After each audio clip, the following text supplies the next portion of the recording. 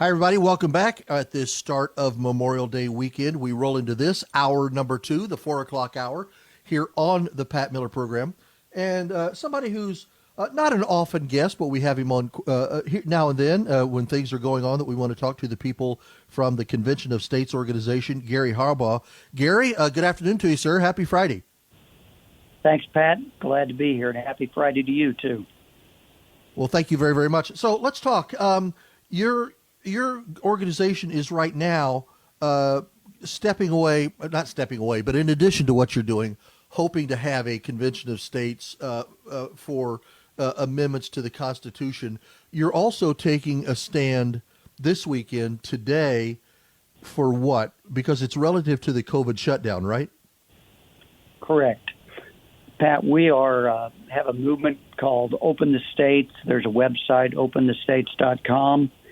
And we're asking people to stand up, open up, and show up as part of the openthestates.com.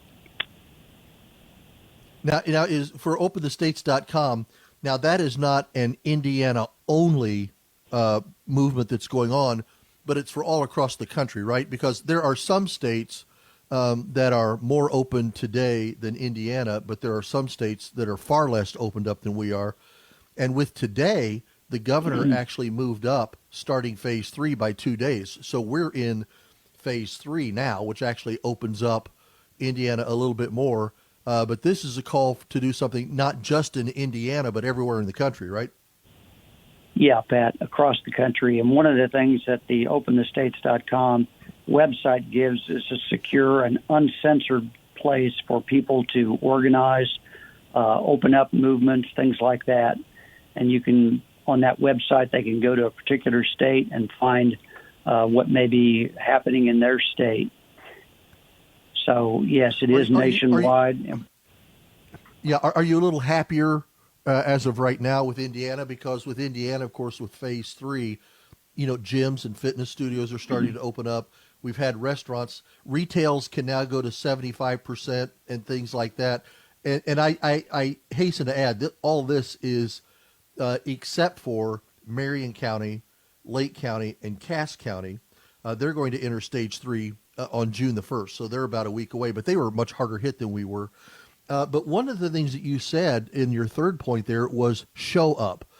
I think it's pretty important that as these places start opening back up, that we as consumers go to those places and give them our business and our money and kind of reward them for opening up. Because if we don't show up, it all doesn't really mean much, does it?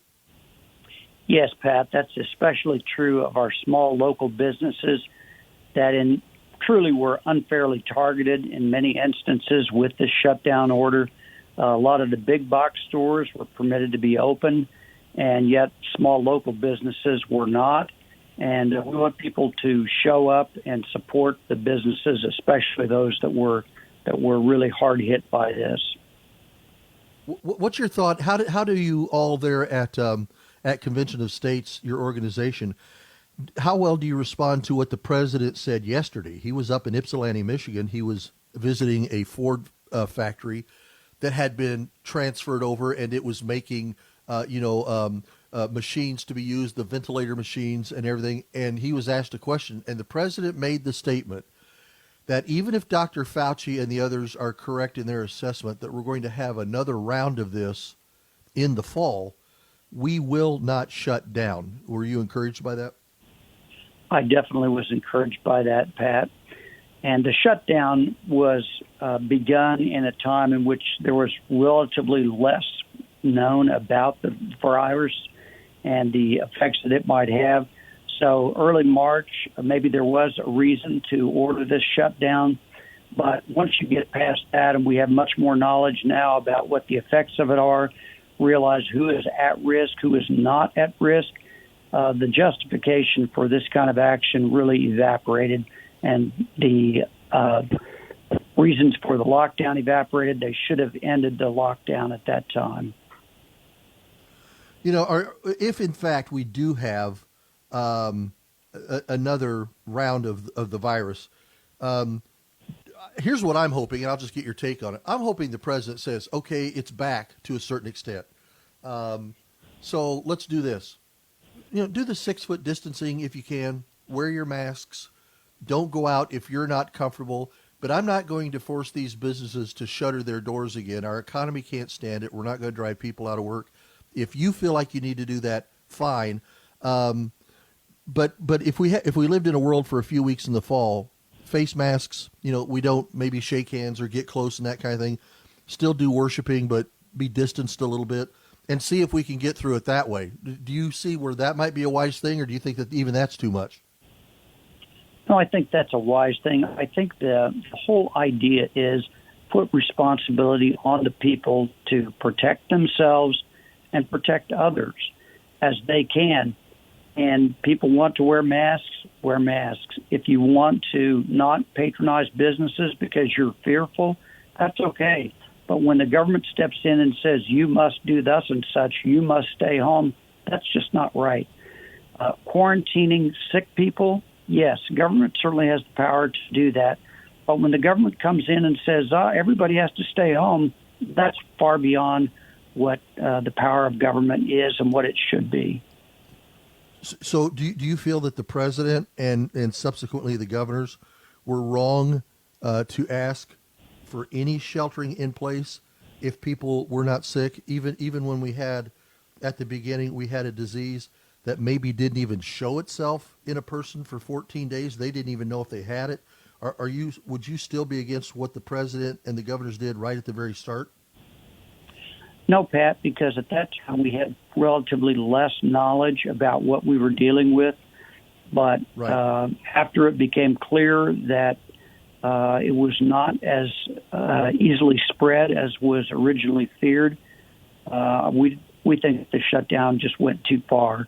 So in the initial stage, yes, when we were dealing with an unknown, but once it became much more of a known entity and the threats were much better understood, then at that point, I feel like the shutdown should have ended then.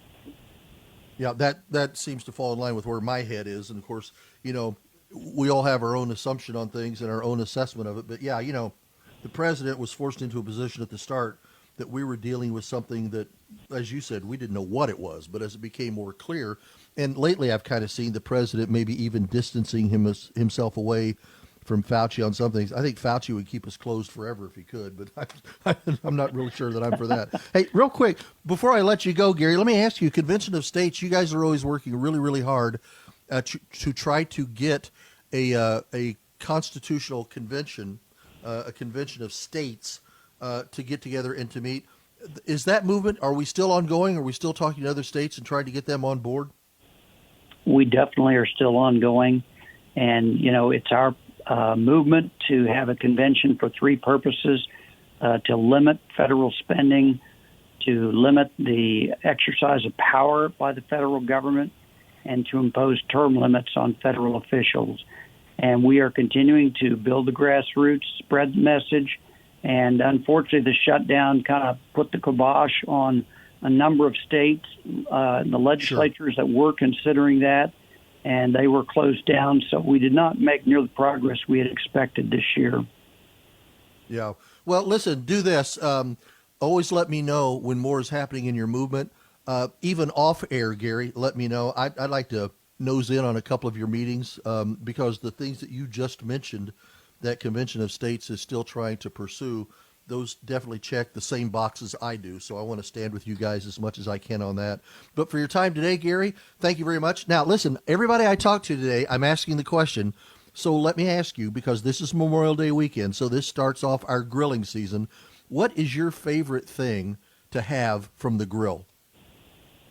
Oh, I'm probably going to say Hawaiian bratwurst. Ooh, Hawaiian bratwurst. Okay, so I have bratwurst. What is a Hawaiian bratwurst? There's a little store up in Rome City, I believe it is, that they make them right there. They have pineapple as well as the things you might typically find in a bratwurst. They're very good. Oh my. Okay, I may have to make. I'm writing this down. I may have to make a road trip here up to Rome City. Hey, listen, Gary. Thanks so very much. Get the grill going. Have a great weekend. Have a fabulous Memorial Day weekend. And Gary from Convention Estates, thanks for being on today. I appreciate it, sir. Thank you, Pat.